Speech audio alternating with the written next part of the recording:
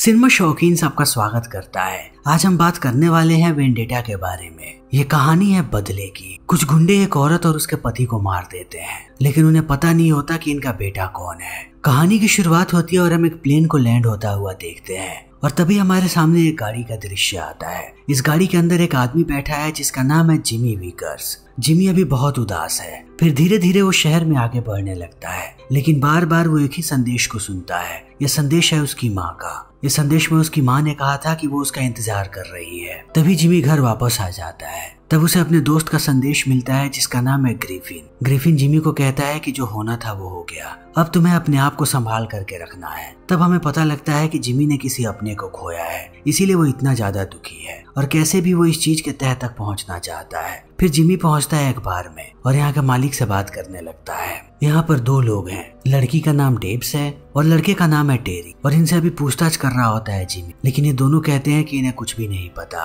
और टेरी अंत में कहता है कि अगर तुम यहाँ पर कोई बखेड़ा खड़ा करने आए हो तब अभी के अभी यहाँ से निकल जाओ। तब जिमी हंसने लगता है और कहता है कि बस 50 कदम की दूरी पर यहाँ से मेरा घर है, जहाँ पर मेरे माता पिता रहा करते थे, और तुम कहते हो कि तुम्हें कुछ भी नहीं पता। अगर वो चिल्लाए भी होंगे तब उनकी आवाज यहाँ तक आई, तुम जरूर कुछ ना कुछ जानते हो। लेकिन अब टेरी बदतमीजी करने लगता है जिमी से। तब जिमी टेरी को पकड़ लेता है। वो उसे पीटता उससे पहले यहाँ के कुछ लोग चले आते हैं जिमी को पीटने के लिए। तब जिमी अपना कमाल दिखाता है। जितने भी लोग उसके पास आते हैं वो एक एक करके सबकी धुलाई करता है। तब हमें पता लगता है कि जिमी स्पेशल ऑप्स का एक बेहतरीन ऑफिसर हुआ करता था। और यहाँ पर इन सब की धुलाई करने के बाद वो पहुंचता है टेरी के पास। तब टेरी सारी बातें बताने लगता है कि रात में उसने 4 लोगों को देखा था उसके घर की तरफ जाते हुए, और थोड़ी देर के बाद वो घर के दरवाजे को तोड़ करके अंदर चले गए। तब जिमी के पिता चिल्ला रहे थे, लेकिन टेरी बहुत ही ज्यादा डरा हुआ था, इसीलिए वो उनके मदद के लिए नहीं गया। फिर जिमी समझ जाता है कि आखिर यहाँ पर क्या हुआ है। उसके माता पिता की मौत एक हादसा नहीं, उन्हें मारा गया है। फिर वो आता है अपने घर वापस और जाता है घर के गैराज में, जहाँ की सारी चीजें जली हुई हैं। यहीं पर जला के उसके माता पिता को मारा गया था। तब इन सारी चीजों को याद करके जिमी फूट फूट कर रोने लगता है और अंत में उठाता है अपने माता पिता के तस्वीर को और उन्हें देख करके और भी भावुक हो जाता है। फिर कहानी जाती है फ्लैशबैक में और हम जिमी के माता पिता को देखते हैं। जिमी के पिता का नाम है जॉर्ज। तभी यहाँ पर जिमी की माँ आती है और जॉर्ज को कहती है कि हमें पूरे घर को अच्छे से साफ करना है, ताकि जिमी जैसे ही यहाँ पर आए उसे सारी चीजें पहले जैसी नजर आए। तब जॉर्ज कहता है कि हम ऐसा ही करें। इसी बीच हम 4 मवालियों को देखते हैं जो अपनी गाड़ी में बैठ करके ड्रग्स ले रहे हैं। वो इंतजार कर रहे हैं अपने अगले टारगेट का। इन्हें पता लगा है कि सामने वाले घर में एक लड़की रहती है जो रोज पैसे लेकर के निकलती है बैंक में जमा करवाने के लिए, और ये लोग उसी लड़की का इंतजार कर रहे हैं। तभी ये देखते हैं कि वो लड़की बाहर आ रही है और उसे देखते ही ये सारे लोग अपने रैबिट मास्क को पहन लेते हैं। फिर लड़की अपनी गाड़ी से जाने लगती है और ये लोग उसका पीछा करते हैं, और जैसे ही इन्हें मौका मिलता है वो अपनी गाड़ी को ला करके रोक देते हैं लड़की के कार के सामने और उसके कार को ब्लॉक कर देते हैं। फिर सारे लोग बाहर आते हैं और लड़की को भी बाहर निकालते हैं उसकी गाड़ी से। फिर वो पैसे ढूंढने लगते हैं पूरी गाड़ी, लेकिन उन्हें कहीं भी पैसे नहीं मिलते। तब वो लड़की को टॉर्चर करने जाते हैं, लेकिन ऐन वक्त पे यहाँ पे जॉर्ज आ जाता है। वो जैसे ही देखता है कि कुछ मवाली लड़की को तंग कर रहे हैं तब वो अपनी गाड़ी से बाहर आता है, और जॉर्ज को देख करके ये सारे लोग कहते हैं कि यहाँ से चले जाओ वरना तुम्हारे लिए बहुत मुश्किल हो जाएगी। लेकिन जॉर्ज किसी की नहीं सुनता। वो धीरे धीरे आगे जाने लगता है। तभी एक गुंडा आकर के जॉर्ज पे हमला करता है, पर जॉर्ज जानता है कि उसे अपने आप को कैसे बचाना है। वो अपने आप को बचाता है और उसके साथ साथ इस गुंडे की बहुत ही जम के धुलाई करता है। तब बाकी लोग चाकू निकाल लेते हैं और जिमी की तरफ आगे बढ़ने लगते हैं। तभी उन्हें लगता है कि अब धीरे धीरे यहाँ पर लोग इकट्ठा हो रहे हैं और काम बहुत ही खराब हो सकता है, इसीलिए सारे लोग यहाँ से भाग जाते हैं। लेकिन उनके जिस साथी के सर पे बेसबॉल से जॉर्ज ने हमला किया था वो अभी भी जमीन पे पड़ा हुआ है। तभी यहाँ पर पुलिस वाले आ जाते हैं और आने के बाद उस लड़की का बयान लेते हैं। तब पुलिस वालों को पता लगता है कि यहाँ पर एक लाश पड़ी है। जॉर्ज ने जिस आदमी को मारा था वो मर चुका है। तब इनका पुलिस इंचार्ज जाता है जॉर्ज के पास जिसका नाम है हॉलैंड, और उससे कहता है कि अब तुम्हारे ऊपर मर्डर का चार्ज लगेगा, तुमने एक आदमी को मारा है। तब जॉर्ज कहता है कि मेरा इरादा उसे मारने का नहीं था, वो लोग उस लड़की को परेशान कर रहे, अगर मैं उसे नहीं रोकता तब वो लोग उस लड़की को मार देते। लेकिन जॉर्ज कहता है कि इन बातों से अब कोई फर्क नहीं पड़ने वाला, तुम्हें तो जेल चलना ही पड़ेगा। तभी हम बचे हुए 3 गुंडों को देखते हैं जो पहुंचते हैं अपने बॉस के पास जिसका नाम है वॉरेन, और इन्हें देखते ही वॉरेन पूछता है कि पैसे कहाँ हैं। तभी ये लोग बताते हैं कि कोई भी पैसा नहीं मिला हमें, वहाँ पर एक आदमी आ गया था। तभी वॉरेन देखता है कि चौथा आदमी गायब है चौथा आदमी वॉरेन का भाई था। तब वो लोग बताने लगते हैं कि वॉरेन के भाई के साथ क्या हुआ, और इस बात को सुनते ही वॉरेन आग बबूला हो जाता है और कहता है कि एक साधारण आदमी ने मेरे भाई की हत्या कर दी और तुम लोग ऐसे ही मुंह उठा के मेरे पास आ गए। अब हम लोग तब तक चैन की सांस नहीं लेंगे जब तक हम उसे मार नहीं देते। तब ये सारे लोग निकल पड़ते हैं जॉर्ज को मारने के लिए और उसके घर के आगे आकर के इंतजार करने लगते हैं उसके वापस आने का, क्योंकि जॉर्ज अभी भी जेल में है। लेकिन शाम तक उसे बेल मिल जाती है और बेल मिलते ही वो अपने घर वापस आता है। तब ये लोग जाने लगते हैं घर के अंदर। इनके साथ वॉरेन भी है। यहाँ पर 4 लोग आए हुए हैं। तब 2 लोग जाते हैं मेन गेट और जाके दरवाजा खटखटाते हैं। तभी अंदर से जॉर्ज आता है और वो पीप होल से झांकने लगता है। तब ये लोग पीप होल से स्टैब कर देते हैं जॉर्ज की आंख के अंदर। फिर वो बुरी तरीके से घायल हो जाता है। तब सारे लोग घर के अंदर चले जाते हैं। तब एक आदमी जॉर्ज की पत्नी को पकड़ लेता है और उसके आबरू के साथ खिलवाड़ करने लगता है। तब तक बाकी लोग जॉर्ज को टॉर्चर कर रहे होते हैं और बार बार उसे कहते हैं कि तुम्हें हीरोगिरी नहीं दिखानी चाहिए थी। अगर तुम अपने काम से काम रखते तब आज तुम्हारे साथ ये सब कुछ नहीं हो रहा होता। फिर इन्हें टॉर्चर करने के बाद ये लोग लेकर के जाते हैं दोनों को नीचे गैराज में और उन्हें कुर्सियों से बांध देते हैं और बांधने के बाद इनके ऊपर पेट्रोल छिड़कने लगते हैं। और तब वॉरेन आता है जॉर्ज के पास और कहता है कि तुमने मेरे भाई को मारा था, इसलिए तुम्हारी मौत बहुत ही दर्दनाक होने वाली है। आखिरी बार किसी को याद करना चाहते हो तो कर लो। और इतना कहते ही वो इन दोनों को आग लगा देता है और दोनों जिंदा जल के मरते हैं। तभी कहानी आ जाती है वर्तमान समय। फिर हम जिमी को देखते हैं उसी गैराज में जो अपने माता पिता को याद कर रहा है। तभी जिमी का दोस्त ग्रिफिन यहाँ पर आता है। तब हमें पता लगता है कि ग्रिफिन एक पुलिस वाला है और उसने जब पड़ोसियों से पूछताछ की तब एक पड़ोसी ने उन्हें बताया कि उस रात उन लोगों ने एक ब्लैक BMW को देखा था, लेकिन वो नंबर प्लेट्स को नहीं देख पाए, इसीलिए अभी तक इनके पास कोई भी सबूत नहीं है। ये लोग हर जगह के CCTV फुटेजेस को चेक कर रहे हैं, लेकिन अभी तक इनके हाथ कुछ भी नहीं लगा है। लेकिन जिमी इन बातों को नहीं सुनता और रोता हुआ यहाँ से निकल जाता है और अगली सुबह पहुंचता है अपने माता पिता के कब्र के पास और घंटों वहाँ पर खड़ा रहता है। तभी उसे अपनी पत्नी का संदेश मिलता है कि वो उससे मिलना चाहती है चर्च में। तभी दोनों मिलते हैं चर्च में। जिमी की पत्नी का नाम है मोर्गन। मोर्गन जिमी को तलाक देना चाहती थी, लेकिन जैसे ही ये हादसा हुआ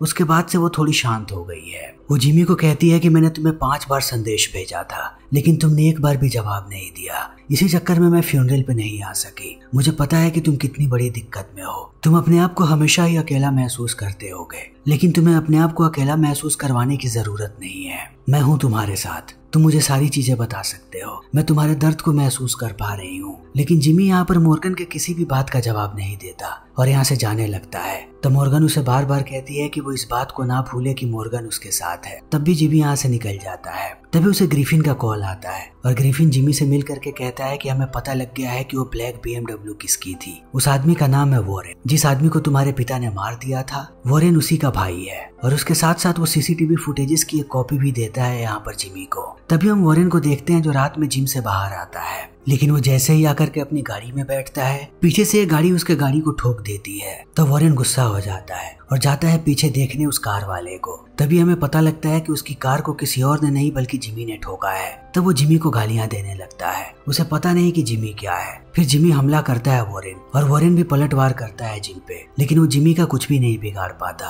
क्योंकि जिमी एक ट्रेंड ऑफिसर है। और अब जिमी वॉरेन की बहुत ही बुरी तरीके से धुलाई करता है और अंत में जैसे ही वॉरेन बेहोश होता है वो उसे उठा करके यहाँ से ले जाता है। तब कई घंटों के बाद वॉरेन को होश आता है। फिर वो अपने आप को पाता है अपने ही कार में और जिमी ने उसे चारों तरफ से बांध लिया है और उसके ऊपर वो पेट्रोल डाल रहा है। तब वॉरेन चिल्लाने लगता है। फिर जिमी उसके पास आता है और कहता है कि तुम्हें वो 2 लोग याद हैं जिन्हें तुमने जिंदा जला दिया था, मैं उनका बेटा हूँ। तब इन बातों को सुनने के बाद वॉरेन हंसने लगता है और कहता है कि मुझे इस बात का कोई अफसोस नहीं कि मैंने उन दोनों को मारा, और मैं तुम्हें ये भी बता दूं कि मैंने तुम्हारी माँ का बलात्कार किया था। तब जिमी और भी ज्यादा गुस्सा हो जाता है, लेकिन वॉरेन को कहता है कि तुम्हारे पास एक ही रास्ता है, तुम अपने बाकी गैंग मेंबर्स का मुझे नाम लिख करके दो, तब मैं तुम्हें छोड़ सकता हूँ। और वॉरेन आ जाता है जिमी की बातों में, वो सबका नाम लिख देता है। लेकिन जैसे ही जिमी को ये लिस्ट मिलती है वो वॉरेन को भी जिंदा जला देता है। फिर वो पहुंचता है अपनी पत्नी मोर्गन के पास और ये दोनों बातें करने लगते हैं। लेकिन इसी बीच हमें पता लगता है कि जिमी के पेट पे चोट लगी है। फिर जब वो यहाँ से जा रहा होता है तभी मोर्गन देख लेती है कि उसके टी-शर्ट पे खून लगा है। फिर वो जिमी की मदद करती है और खुद ही स्टिचेस लगाती है उसके घाव पे। इसी बीच ये दोनों करीब आने लगते हैं। इनका तलाक होने वाला था। ये दोनों बहुत दिनों से एक दूसरे का करीब नहीं आए, लेकिन आज ये दोनों एक दूसरे का करीब आते हैं और एक साथ रात बिताते हैं। तब सुबह सुबह मोर्गन जाती है अपने ऑफिस में। तभी हम टीवी पे खबर देखते हैं कि वॉरेन की मौत की खबर हर जगह फैल चुकी है, लेकिन कोई भी इस बात को लेकर के कंसर्न नहीं है। सबको पता था कि वो क्या धंधा करता था, उसके हजारों दुश्मन थे, तो कोई भी उसे मार सकता था। तभी ये बात पता लग जाती है रॉब और लियोन जो वॉरेन के साथ थे, जिन लोगों ने जॉर्ज और उसकी पत्नी को मारा था। तब उन्हें लगता है कि वॉरेन को उसके बिजनेस पार्टनर ने मारा है जिसका नाम है केलेब। तभी अपने सारे हथियारों को इकट्ठा करते हैं और पहुंचते हैं केलेब के पास और उस पर बंदूक तान के कहते हैं कि तुमने क्यों मारा वॉरेन को। तब केलेब कहता है कि इस बात से मेरा कोई लेना देना नहीं है, मैंने नहीं मारा है किसी को, तुम लोगों को गलतफहमी हुई। लेकिन ये दोनों नहीं मानते। तभी केलेब की गर्लफ्रेंड आकर के बंदूक तान देती है इन पे। तब केलेब कहता है कि मैं तुम्हें आखिरी बार बता रहा हूँ, मैंने वॉरेन को नहीं मारा और मैं दोबारा नहीं चाहता कि तुम दोनों मेरे सामने आओ। तब रॉब और लियोन यहाँ से चले जाते हैं। तभी ग्रिफिन आकर के मिलता है जिमी से और उसे कहता है कि मुझे पता है कि तुमने ही वॉरेन को मारा है, लेकिन मैं तुम्हें यही सलाह दूंगा कि अकेले लोगों को सजा देना बंद करो, तुम अपने आप को सजा दे रहे हो, तुम्हें इन लोगों को नहीं मारना चाहिए। तब जिमी कहता है कि पुलिस किसी की भी मदद नहीं कर सकती, तुम लोगों को ये बात पता है कि शहर में कितने क्रिमिनल्स घूम रहे हैं और उन्होंने क्या क्या किया है, सबकी जिंदगी को उन लोगों ने नर्क बना करके रखा है, फिर भी तुम अपने कागजों में घुसे रहते हो और क्रिमिनल्स तुम्हारे मुंह पे थूक के चले जाते हैं और बार बार वो हर एक क्राइम को अंजाम देते हैं क्योंकि उन्हें पता है कि पुलिस वाले कुछ भी नहीं कर सकते। और इतना कह के जिमी निकल जाता है। तभी शहर में एक और क्राइम होता है, एक घर में रॉबरी होती है और घर के मालिक को मार दिया जाता है और ग्रिफिन इन सारी चीजों को देख रहा होता है। तभी यहाँ पे हॉलैंड आता है और हॉलैंड की बातों से पता लगता है ग्रिफिन को कि जो भी बात जिमी कह रहा था वो सारी बातें सच है, ये लोग सिर्फ स्टेटमेंट लेंगे और धीरे धीरे ऐसे ही काम करेंगे, इन्हें इस बात से कोई फर्क नहीं पड़ता कि क्रिमिनल कहाँ घूम रहा है। तब ग्रिफिन ये सारी बातें कहता है हॉलैंड को कि उनका डिपार्टमेंट कैसा है। तब हॉलैंड कहता है कि तुम्हें इन सब के बारे में ज्यादा नहीं सोचना चाहिए, आराम से काम लो, जो आदमी मरा है उसके इंश्योरेंस के बहुत सारे पैसे मिलेंगे उसकी पत्नी और वो अपनी बची हुई जिंदगी आराम से बिताएगी, इसीलिए ज्यादा मत सोचो। फिर इतना कहने के बाद हॉलैंड यहाँ से निकल जाता है। तभी हम जिमी को देखते हैं जो अपने अगले टारगेट को ढूंढ रहा है जिसका नाम है रायन। तभी उसकी नजर पड़ती है रायन पे। रायन जैसे ही वॉशरूम में जाता है जिमी भी उसके पीछे चला जाता है। तब रायन हमला करता है जिमी, लेकिन वो भी जिमी के सामने नहीं टिक पाता। जिमी देखते ही देखते रायन को बेहोश कर देता है और लेकर के जाता है एक वीरान जगह पे। जिमी को पता है कि लोगों को कैसे टॉर्चर किया जाता है और कैसे दर्दनाक मौत दी जाती है। फिर जिमी यहाँ पर वही करता है, वो रायन को एक चेयर से बांधता है और उसके मुंह में एक ट्यूब लगा देता है, फिर सीमेंट बनाता है और सीमेंट को डाल देता है रायन के मुंह। तब वो तड़प तड़प के मरता है और अगले दिन यहाँ पर पुलिस वाले आ जाते हैं। हॉलैंड जैसे ही इन सारी चीजों को देखता है वो समझ जाता है कि शहर में एक वॉर चल रही है, कोई आदमी है जो सारे गैंगस्टर को ढूंढ ढूंढ के मार रहा है और अगर हॉलैंड ने इस केस को सोल्व कर दिया तब उसे बड़ा प्रमोशन मिलेगा। इसीलिए हॉलैंड इस केस को लेकर के सीरियस हो जाता है और चारों तरफ इस आदमी को ढूंढने लगता है और इसी बीच वो पहुंच जाता है डेब्स के रेस्टोरेंट में। जैसे ही वहाँ के सीसीटीवी फुटेजेस वो देखता है उसे जिमी की शक्ल नजर आ जाती है जो एक आदमी को बेहोश करके अपनी डिक्की में डाल रहा है। तब इस चीज को देखने के बाद डेब्स डर जाती है और अपने पति को कहती है कि हमें ये सीसीटीवी फुटेजेस पुलिस वालों को नहीं देना चाहिए। तब उसका पति कहता है कि हमें यह करना पड़ेगा वरना हम भी जिंदा नहीं बचे। तब पुलिस वाले पहुंचते हैं जिमी को पकड़ने के लिए। उन्हें नहीं पता कि जिमी कहाँ पर रहता है। तब वो जाते हैं उसकी पत्नी मॉर्गन के घर, लेकिन मॉर्गन कहती है कि जिमी नहीं है यहाँ पर, मैं कितने दिनों से उससे नहीं। तब पुलिस वाले यहाँ से चले जाते हैं। तभी हमें पता लगता है कि जिमी घर के अंदर ही है, लेकिन अब मॉर्गन बहुत ही ज्यादा गुस्सा है जिमी पे कि वो क्या कर रहा है। लेकिन जिमी मॉर्गन के किसी भी सवाल का जवाब देता चुपचाप यहाँ से निकल जाता है। पर बाहर जाते ही उसका सामना होता है दो पुलिस वालों से। वो दोनों पुलिस वाले उसे अरेस्ट करने ही वाले होते हैं। तभी जिमी के पास आकर के एक गाड़ी रुकती है जिसे दो हट्टे कट्टे लोग बाहर आते हैं और पुलिस वालों को बेहोश कर देते हैं। तभी जिमी देखता है यहाँ पर कर्नल लीच को। लीच जिमी को कहता है कि गाड़ी में बैठो। तब वो उसे सारी चीजें समझाने लगता है कि तुम हमारी टीम के सबसे काबिल सिपाही हो, स्पेशल ऑप्स को तुम पे नाज है, मैं नहीं चाहता कि तुम किसी भी बड़ी मुसीबत में फंसो, हम तुम्हारे साथ हैं, तुम्हारे पास सिर्फ 24 घंटे का वक्त है, तुम्हें जिसका भी सफाया करना है उसका सफाया करो और स्पेशल ऑप्स में वापस आ जाओ। तभी हम ग्रिफिन को देखते हैं जिसे पता लगता है कि सारे पुलिस वाले अब जिमी के पीछे हैं, वो उसे कैसे भी पकड़ना चाहते। तब ग्रिफिन पुलिस वालों को समझाने लगता है कि उन्हें ज्यादा सीरियस नहीं होना चाहिए और जो नाम के स्नाइपर को वो सारी बातें बताता है कि जिमी मेरा दोस्त है, उसके माँ बाप को मार दिया गया बड़ी ही बेरहमी से, इसीलिए वो बदला ले रहा है। हॉलैंड को इस केस से कोई लेना देना नहीं है, वो सिर्फ इसलिए पकड़ना चाहता है जिमी को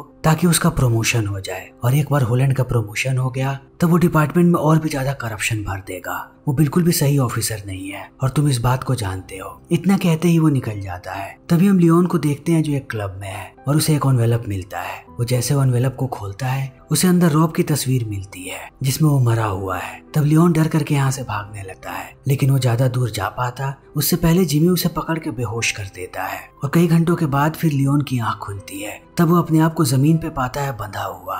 जिमी ने उसके पैरों को बांध दिया है एक गेट में, वो भी एक चेन की मदद से, और उसके हाथों को बांधा है अपनी गाड़ी। और लियोन से वो सवाल जवाब करने लगता है और जैसे ही उसके सवालों के जवाब उसे मिलते हैं जिमी अपनी गाड़ी को स्टार्ट करता है और लियोन के शरीर के 2 टुकड़े कर देता है। तभी हम होलैंड को देखते हैं कैफे में। तब लीच आता है होलैंड के पास और उसे समझाने लगता है कि जिमी के खिलाफ तुमने जितने भी सबूतों को इकट्ठा किया है सारे सबूतों को मेरे हवाले कर दो और भूल जाओ जिमी के बारे, क्योंकि मैं नहीं चाहता कि स्पेशल ऑप्स और CIA तुम्हारे पीछे लगे। तब होलैंड इनकार कर देता है। तब लीच बताता है जिमी के बारे में होलैंड को कि तुम्हें पता भी नहीं है जिमी क्या चीज है। 2009 में एक बॉम्बिंग को सुलझाने के लिए पूरी सेना लगी हुई, लेकिन वो उस केस को नहीं सुलझा सकती। तब जिमी को वो केस मिला जिसे उसने सिर्फ 10 मिनट में सुलझा दिया। जिमी को जिसका खात्मा करना है वो उसका खात्मा जरूर करेगा और हवा की तरह गायब हो जाएगा। तुम लोगों में से वो किसी के भी हाथ नहीं आएगा, लेकिन अगर ऐसे ही तुम जिमी के पीछे लगे रहे तब तुम्हें हमारा मुकाबला करना पड़ेगा और ये चीज तुम्हारे लिए बहुत ही खतरनाक हो सकती है। इतना कहने के बाद लीच यहाँ से निकल जाता है। तभी पुलिस कमिश्नर और आर्मी चीफ की मीटिंग होती है। फिर वो कमिश्नर को कहते हैं कि जिमी का पीछा आप लोगों को छोड़ना पड़ेगा और उसके खिलाफ जितने भी सबूत हैं सबको तबाह करना पड़ेगा, क्योंकि चाहे कुछ भी हो जाए जिमी कस्टडी में नहीं जाना चाहिए। वो हमारा सबसे इम्पोर्टेंट एसेट है और आगे से जिमी के बारे में आप लोगों को जैसे ही कुछ पता लगे सबसे पहले आप लोग हमें रिपोर्ट करो। तब कमिश्नर भी मान जाता है। इसी बीच हम जिमी को देखते हैं जिसने रॉब को दोबारा पकड़ लिया है। तब वो उसे लेकर के जाता है अपने बाकी अड्डों पे। वो अंदर घुसता है और एक एक करके सारे ड्रग डीलर्स को मारने लगता है। तब रॉब इस चीज का फायदा उठा करके यहाँ से भाग जाता है, लेकिन जिमी पहुंच जाता है कैलेब के पास। वो उसे टॉर्चर करता है और उस केमिकल को निकालता है जिस केमिकल की मदद से ये लोग ड्रग्स बनाते हैं, और अंत में इसी केमिकल की मदद से वो कैलेब का भी काम तमाम कर देता है। तभी हम होलैंड को देखते हैं जिसे पता लग गया है कि ग्रिफिन का दोस्त है जिमी। तब वो बुलाता है ग्रिफिन को अपने ऑफिस में और कहता है कि मुझे सारी चीजें बताओ कि अब जिमी क्या करने वाला है, उसका अगला टारगेट कौन है। तब ग्रिफिन कुछ भी नहीं बताता और वो होलैंड को कहता है कि शायद आप भूल चुके हैं कि आपके सीनियर्स ने आपको क्या कहा है, लेकिन होलैंड को अब इस बात से कोई फर्क नहीं पड़ता। उसे पता लगता है रॉब के बारे में कि रॉब घायल है। तब वो जाता है उसके पास हॉस्पिटल में और ये दोनों मिलकर के एक प्लानिंग करते हैं। तब प्लान के मुताबिक रॉब जाता है जिमी के घर। वो उसके सारे लेटर्स को चेक करता है और यहाँ से निकलने लगता है। तब अगले दिन जिमी उसे दोबारा पकड़ता है और लेकर के जाता है एक वीरान से जगह। उसे जमीन पे बैठाता है और एक इंजेक्शन निकाल करके कहता है कि ये चीज तुम्हें अंदर से खाने लगेगी, तुम्हें इतना दर्द होगा जितने दर्द के बारे में तुमने सपने में भी नहीं सोचा होगा। तब रॉब थूक देता है जिमी के मुंह और कहता है कि तुम्हें पता भी नहीं है मैंने क्या किया है, जाकर के गाड़ी की डिक्की में देखो। तब जिमी जैसे ही डिक्की खोलता है उसे अंदर मॉर्गन की लाश मिलती है जिसे रॉब ने मार दिया है। तब जिमी गुस्से से आग बबूला हो जाता है और अपनी बंदूक की सारी गोलियां उतार देता है रॉब के सीने में। तभी होलैंड आ जाता है पूरी स्वाट टीम को लेकर के और सबने अब जिमी को घेर रखा है, लेकिन ग्रिफिन सारे स्वाट टीम को रोकता है और होलैंड को कहता है कि तुम इंसान नहीं एक भेड़िए हो, तुमने जानबूझ कर रॉब को छोड़ दिया, तुम्हें पता था कि वो मॉर्गन को मार देगा, तुम्हारी वजह से मॉर्गन मरी है। तब होलैंड कहता है कि हाँ, मैंने रॉब को छोड़ा था क्योंकि मुझे पता था कि रॉब के पीछे जिमी जरूर आएगा। तब इन बातों को सुनने के बाद स्वाट टीम पीछे हटने लगती है और वो हेडक्वार्टर में कहते हैं कि जिमी यहाँ से भाग गया। तब जिमी यहाँ से जाने लगता है, लेकिन होलैंड बहुत ही ज्यादा गुस्से में है। वो बंदूक लेकर के जाता है जिमी के पीछे। तब जिमी एक दमदार पंच मारता है होलैंड को और होलैंड जमीन पे गिर जाता है और कोई भी जिमी को नहीं रोकता। जिमी सबके सामने से यहाँ से बाहर निकलता है और वक्त ऐसे ही बीतने लगता है। तब थोड़े समय के बाद हम एक महिला को देखते हैं जो रात में अपने घर से बाहर आई है कचरा फेंकने के लिए। तभी 2 बदमाश उसके पास चले आते हैं। वो उसे पकड़ते हैं और उसका बलात्कार करने की कोशिश करने लगते हैं। तभी यहाँ पे जिमी आ जाता है और ये दोनों बदमाश उसे कहते हैं कि यहाँ से चले जाओ। तब जिमी मुस्कुराता है क्योंकि वो जानता है कि अब वो इन दोनों का काम तमाम कर देगा, क्योंकि उसकी जिंदगी का मकसद यही है कि वो चुन चुन के सारे ऐसे लोगों को मारेगा जो दूसरों की जिंदगियां खराब कर रहे हैं। फिर इसी के साथ ये फिल्म यहीं पे खत्म हो जाती है। तो दोस्तों, हमारी आज की वीडियो यहीं पे खत्म होती है। अगर आपको हमारी ये वीडियो पसंद आई हो तो इसे लाइक करें, शेयर करें और चैनल को सब्सक्राइब करें। Thank you.